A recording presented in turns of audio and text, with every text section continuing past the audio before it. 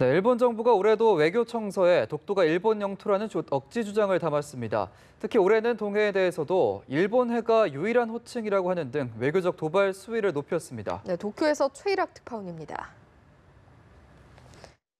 일본 외무성이 각의, 즉 우리의 국무회의에 보고한 외교 청서입니다.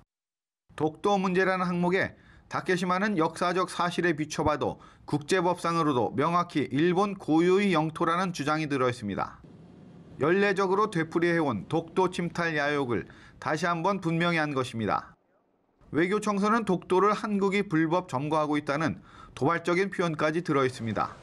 독도 문제를 국제사법재판소에 회부해야 한다는 주장도 명기했습니다.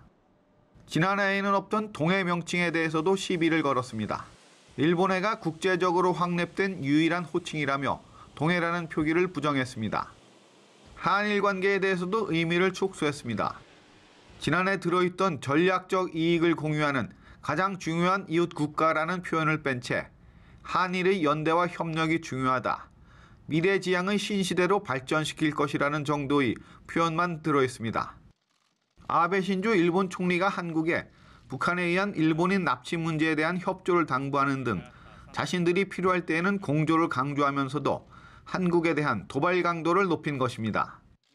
이는 한일 관계에도 적지 않은 악영향을 줄 것으로 예상됩니다. 일본은 독도 도발 이외에도 한일 간 위안부 합의 이행을 촉구하고 일제강점기 징용 피해 노동자상 설치도 하지 말라고 요구했습니다.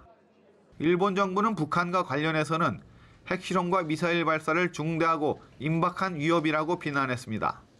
납치 문제는 가장 중요한 과제로 이 문제 해결 없이 북일 간 국교 정상화는 불가하다고 했습니다. 아울러 미일 동맹이 공고하다고 강조했고 중일 관계는 개선이 이루어지고 있다고 평가했습니다. 도쿄에서 연합뉴스 최일학입니다.